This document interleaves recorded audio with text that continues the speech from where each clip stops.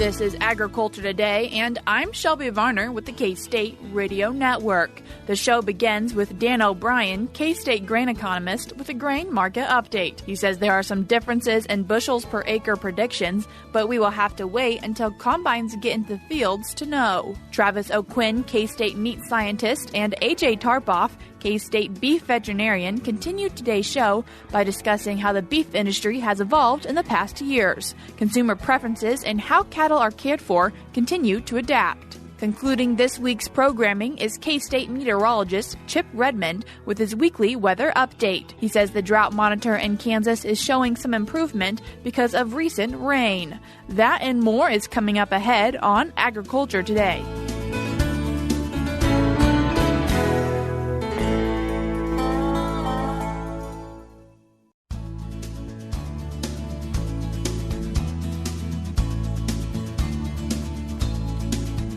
You're tuned in to Agriculture Today, and we begin our Friday show, as we usually do, with a grain market update. And as always, we're joined with K-State grain economist Dan O'Brien. Dan, thanks for joining us. Thanks, Shelby. Hopping right in, let's talk about futures.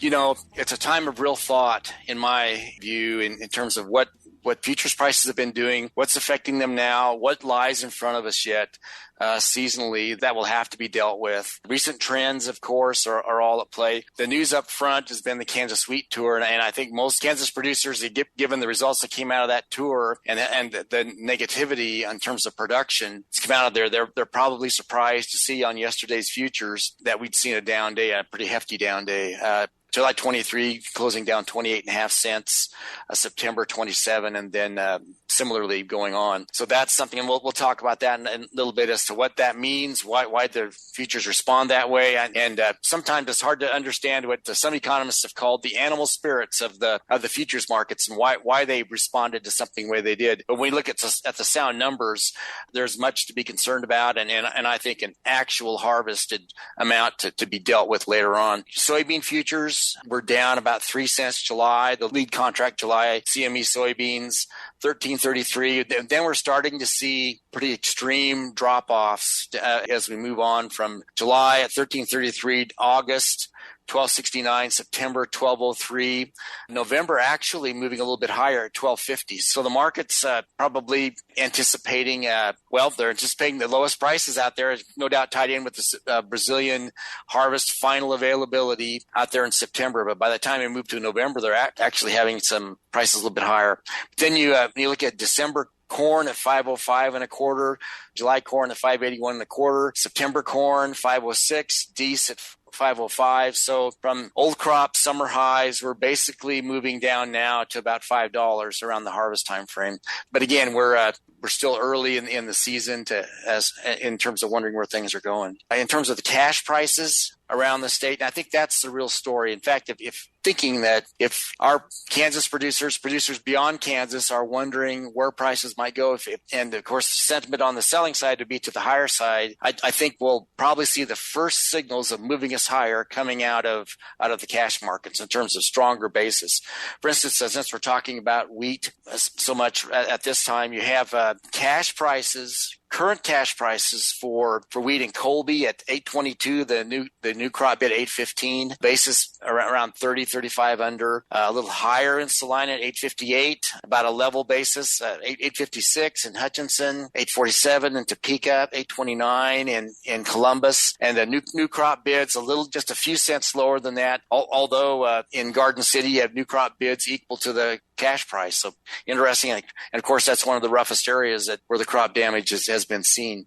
So overall, even with prices down 28 cents, we still see cash prices in the wheat market above $8 healthily in most areas. So it's a real conundrum. I think over the last week, we've seen big run-ups. We've seen drop-offs as the market has tried to digest this news.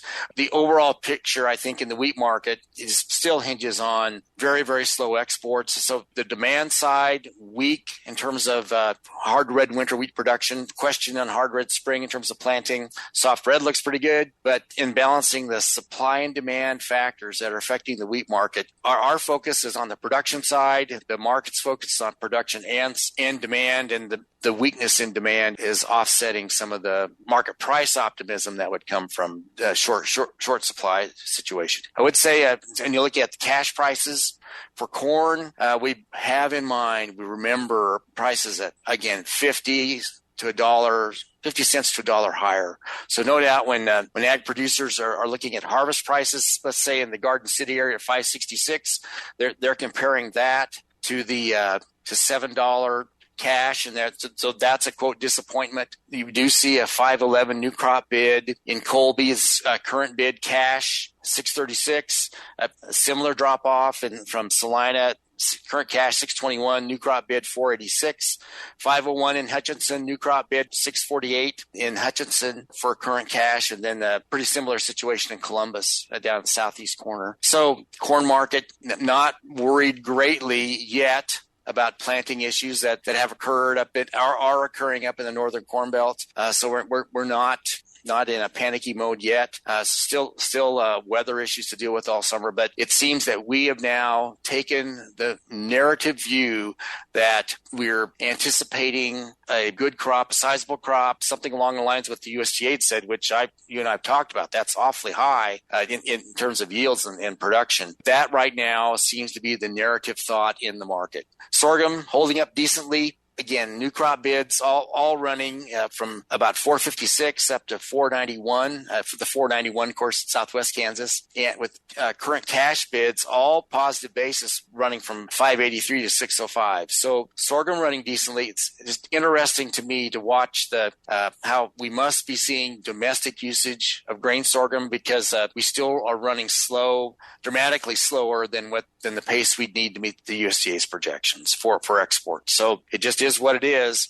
On the soybean side, new crop bids, a fair number of bids now out in western Kansas, 1092, 1097 for new crop, and more export-oriented locations to the east from that many more processors, 1130, 1136, 1126. So still profitable prices, but compared to current cash markets of $12.60 to over $13, no doubt producers would be disappointed with that. But again, just as with corn, we're locking in this narrative opinion of the market that we have sizable crops coming, and that the supply-demand balances in the fall supply-demand balances will grow and they'll lead to lower prices. So overall, just a challenging situation, and for where new crop bids are going, and I guess I would still say that we're coming into the time of the most market volatility. When you look at the current trends in these markets in terms of weekly futures, we've kind of, I was going to say bid away, but we are not counting for market risk at the moment. And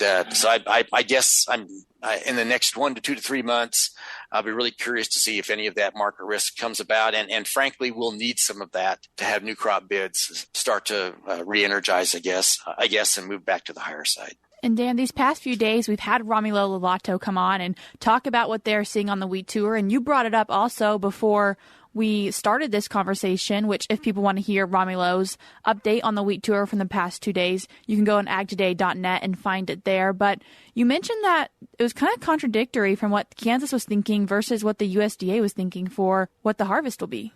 The USDA numbers were projected at 191 million bushels for Kansas, and the wheat tour came out with 178.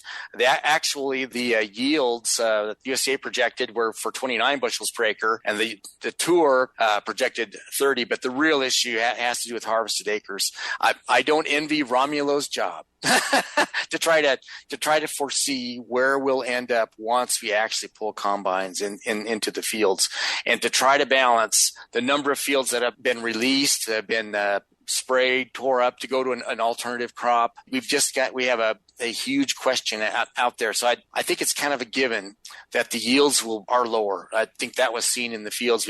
But where we end up on the acres and how that'll drive that final number is pretty important. So if we just take that difference, it's 191 million bushels down to 178, and take that back into the U.S. wheat supply demand balance sheet, you can say, well, it's only 13 million bushels that are the difference. But the number the USDA projected, 556, is the lowest in several years. So that would take us down closer to it'd be below 550, down to closer to 540. Stocks to use would be taken, all else being equal, taken down below 30%, and you're starting to, by at least as economists think of markets, you're starting to come into a situation where that $8 price projection that the USDA came out with for this coming marketing year for the 2023-24 year probably would have to be raised. But again, as you and I talked about earlier, Shelby, I think the issue will be it'll be a cash market driven issue. You'll have to have people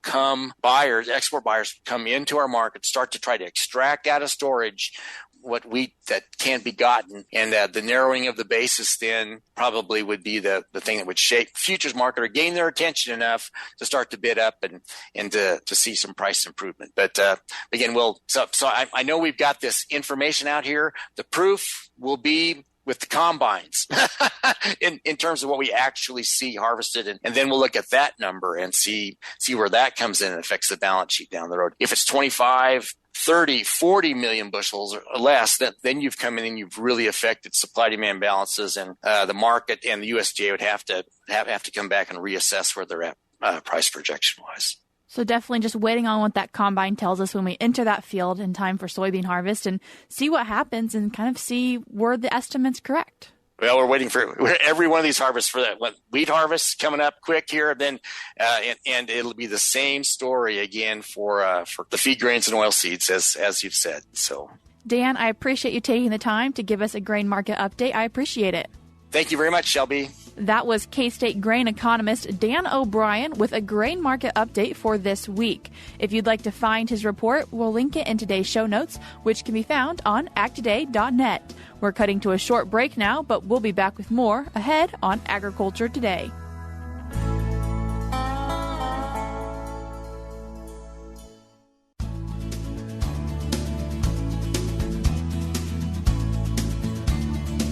You're tuned in to Agriculture Today, and May is National Beef Month, and in to talk about kind of how the beef industry has changed over the years, we have K-State meat scientist Travis O'Quinn and K-State beef veterinarian AJ Tarpoff. So to get started, could we just kind of talk about the conformation of the beef industry, how it is now, but then also how it's changed through the years? Yeah, AJ, I'll let you start and kind of talk about livestock, and then I can talk about the meat side. Yeah, on the live animal side, the cattle industry consistently changes. The genetic side have come a long ways. We have better selection tools than we ever had before in history. So we can choose what we want our animals to be with a better accuracy than we ever had in history. And we can make genetic progress quicker than we ever had due to some of these tools and technologies. So that being said, we have answered the call of consumers on what consumer preferences are, what a profitable animal can be within all stages of production, and also match that to their environment. So I think over time, we have better matched and better suited our animals to the environment, but ultimately to answer the call to the consumer on what they want to consume. We raise cattle in all 50 states. We have to be able to match the animal to the environment, but also have the high-quality eatability traits of what our consumers demand. Yeah, all that and everything, all the genetic improvement, all the changes in the feeding management, what it's really resulted in from a meat standpoint is that cattle in the United States are grading better today than they ever have at any point in history. The percentage of cattle that are grading select is at an all-time low, and that's a direct result of a lot of things: genetic improvement, feeding changes, selection management, things that have gone into giving economic incentive producers to produce higher eating quality beef. And all that has resonated all the way through to the beef industry, all the way to the chain, and ultimately to the consumers in restaurants and in retail. So it's a great time to be a beef consumer in the United States when we talk about the quality of product that we're putting on the plate. And Travis, kind of going on consumer preferences, kind of your wheelhouse there, how has that changed and what are we seeing now? Yeah, so a lot has changed if we look at the last 30 years in the beef industry when we talk about eating quality. So tenderness for a long time was kind of viewed as the number one driver of customer satisfaction. And then I always kind of like to say that the data shows that the beef industry's kind of rung the bell when it comes to tenderness. We've made massive improvements in beef tenderness, and right now we can go to the grocery store and well less than 10% of that beef would be considered tough by today's consumers. What that has done is kind of changed consumers and how they view beef. Beef flavor today is actually viewed as the number one driver. When you talk to consumers, when we feed consumers for our studies and you ask them what's the most important palatability trait, flavor consistently comes up by about 70% of consumers as why they choose beef and the most important trait for them. So we've really seen a shift and change, all a direct result of efforts put in by the beef industry to ensure that we have tender beef in the U.S. AJ, Travis, you've both mentioned some research that's gone on to show how things are improving, but it's not just ending. Research is going to continue to see what that looks like and how things are changing. What's some research you're hoping to see in the beef industry? I think when we talk about product quality research, it's always changing and evolving. As you said, today's consumers, their taste and palates are different. I had mentioned about tenderness and how much beef is tender. Well, as we've really raised the bar in terms of tenderness, there's lots of consumers today that grew up in a world where beef was more tender. So we probably need to really look and evaluate, and with today's consumers, where those lines exist for what consumers actually expect in terms of tenderness, as well as some of these other palatability traits, because it's different today than when a lot of that data was generated in the mid-'90s. To see how that changes and evolves, that's going to be a continual process and a bar that the beef industry continues to try to meet. From my point of view, I'm really looking forward to the future of beef as it pertains to managing the cattle that produce that beef to better fine-tune our management practices. That's what we always do. That's what it's a constant learning environment. And our management strategies never stay still. We're always trying to better upon ourselves. And I think we're only scratching the surface on what we potentially can do into the future on the management side, on the feeding side, on the animal comfort side, to really maximize what those animals genetically can do. And talking about animal comfort and caring for that livestock, beef quality assurance, that's kind of come up a lot these past few years. It really has. And beef quality assurance, is our national coordinated state implemented program that is voluntary for cattle producers. The BQA has really changed over the years, where it began with a beef safety, and a beef quality issue that we had in the early 90s and the 80s. It has really become the standardized best management practice certification that's out there. Up to 85% of U.S. beef comes from BQA certified, independent producers. That's a critical piece that we have, as an industry, have decided beef quality assurance, utilizing best management practices that have been backed by science, is the way to go. We want to care for these animals the right way, and we are always looking for better ways to be able to do those things. So I always refer to BQA as it is the cattle producers' continuing education. And when we put it in that kind of mindset, it really is. It's a certification for 3 years. It is keeping up to date with everything as that continuing education, which is really set aside for like medical practice. Like as a veterinarian, I have to get a certain amount of continuing education every year to keep my license. When consumers find out, because there's a big misperception on how cattle are raised, where usually most of our consumers are multiple generations removed from the family farm. So having that base understanding of how cattle are raised, how they are housed, how they are fed, they have misperceptions on that of what they see in social media. But consumers understanding that there is something like beef quality assurance out there, that cattle producers care enough about what they do, their animals, that they go and do continuing education, that is huge. And consumers, we've asked them, after telling them about, hey, this is what BQA is, these are what these producers do, and that increases the amount of positive perception of how cattle are raised, which is the biggest concern of our consumers, how cattle are raised, how they're being treated. And we can increase that positive perception by letting them know, this is BQA, these are what our producers are always doing, and it is a lifelong learning that we're always trying to do better. You mentioned raising them the right way, but there's a lot of factors that go into the right way, and what might be the right way for you might not be the right way for me. Yeah, and the BQA program, it sets the groundwork for every operation is a little bit different. Everybody's management is a little bit different, but this sets a good usable base for everybody to improve upon. So if there are areas of your operation and your production scheme that you would like to improve upon, the BQA program has tools available to help you with that. Obviously, you two guys are both passionate about beef and enjoy talking about it because you're willing to come in today. But what makes beef kind of cool to you, or what makes you interested in it?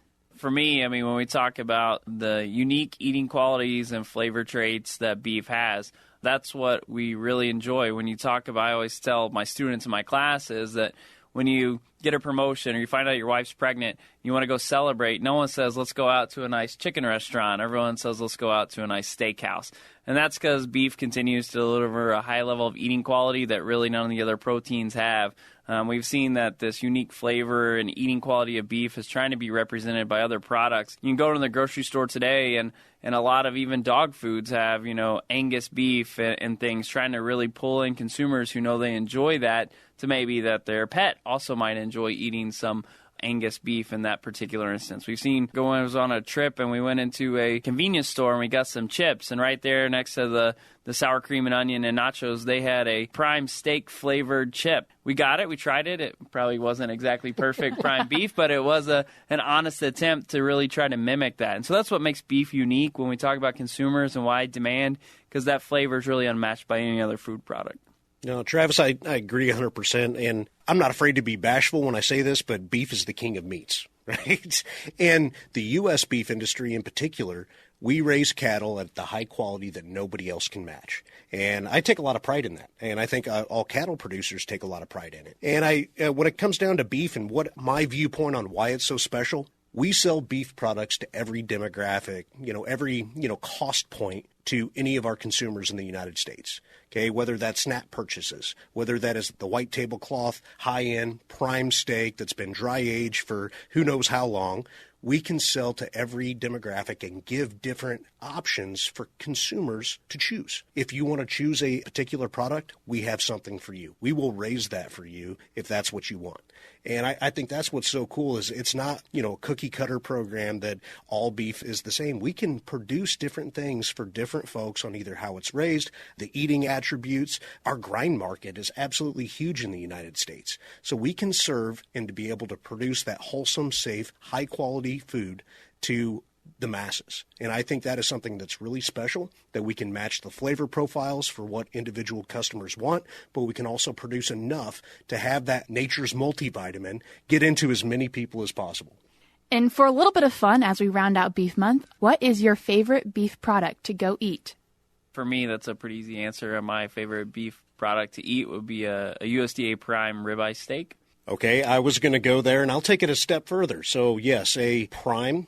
And preferably, I have a little tendency towards the Angus breeds and maybe a CAB prime steak. But that cap muscle on the outside of the ribeye, it's probably the highest fat content in different parts of the carcass. You can back me up on that, Travis. But that spinalis, that cap muscle that surrounds the ribeye steak is my favorite cut of meat.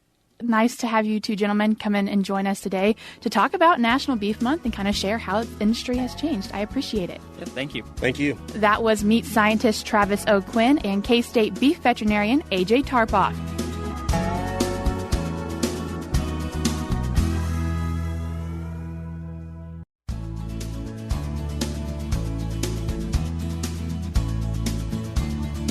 For our final segment on this Friday on Agriculture Today, we are joined by K-State meteorologist Chip Redmond. Chip, thanks for joining us. Yep, thanks for having me. And you're here to tell us about the weather. And so looking at last week, what was the weather? Yeah, so we've had a dynamic week. We definitely saw a lot of active weather late last week. And then even early this week, we saw moisture. And then we've dried out the last few days for most of the state, with temperatures warming and abundant sunny skies. So when we look at where we had the most rainfall, kind of northwest Kansas stuck out. Some areas got 4 or 5, even some isolated 7 inches of rain. And they saw severe weather with that, but much needed moisture for that region of the state. Think about they average around 18, 20 inches of rain. So not too far away from about a third of their annual rainfall in a couple of days. And so they had some flooding, of course, because one end of the spectrum to the other. And then another isolated area down in the southeast that got some much-needed moisture. But really, it seemed like everyone got a little bit, but most people didn't quite get enough, especially when we look at like the central part of the state. And overall this week, Temperatures, we were below normal to start it with the overcast skies, and then we saw another period below normal early this week. But overall, temperatures kind of ended up average. Not necessarily exciting either way.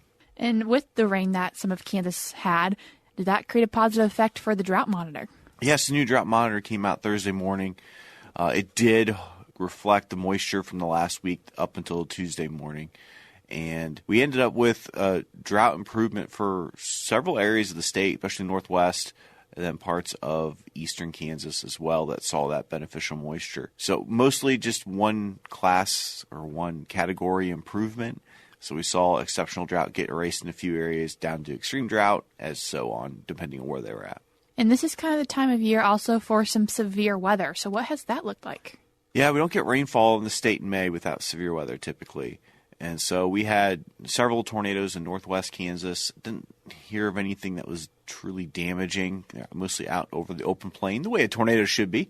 And then we had several more on Friday in northeast Kansas. And then there was some isolated hail with that as well, some big hail. I heard as big as softball size hail, and a few gusty winds too. So when we look at severe weather picture year to date, we're running slightly below in both tornadoes and hail. Actually, hail is almost half. We average around 250 hail reports for the state of Kansas year to date. That's on average. And we're only sitting about 153 right now. So we are well below normal in hail. Tornado, we're slightly below normal. We've had 23 tornadoes so far in Kansas. This time of year, we averaged 37 year to date. So about half. And then probably the interesting thing is wind is actually up. We only average about 70 wind reports, which seems kind of low, and we're over 150 so far for the year. So we've seen more wind events, and keep in mind that straight line winds, storm complexes, we tend to get a lot more of that in June. So maybe a little hint that summer is kind of coming a little quicker than we'd expect. And looking forward, looking ahead at this next week, but then also the month of June. This coming week, we're still stuck in this stagnant pattern, which means most of eastern Kansas is likely going to stay pretty dry. The best chances of moisture are going to be in the west and southwest. So it's a good thing for them. They've been also getting little shots of moisture this week, so just a little bit to keep helping things along, maybe get that wheat crop going in the areas where it hasn't quite matured too early. And then temperatures, we're going to start the upward climb, and starting next week. Our average temperatures are in the 80-degree mark for highs and around the 60-degree mark for lows. And so we're going to get about 5, even 10 degrees above that by this time next week with warming temperatures. So with drier conditions, warming temperatures. As you get into June, the overall Climate Prediction Center outlook that just came out on Thursday is calling for above normal precipitation to persist in western Kansas. This is their wettest time of the year, so that's a pretty wet signal we're seeing. Temperature-wise, we have a slight favorability of above normal temperatures for the northern part of the state, but overall, they expect equal chances of normal, below normal, or above normal. That was K-State meteorologist Chip Redmond giving an update on what the weather has looked like and then also what it may look like moving forward. That's all we have for this week on Agriculture Today, but we'll be back with you on Monday.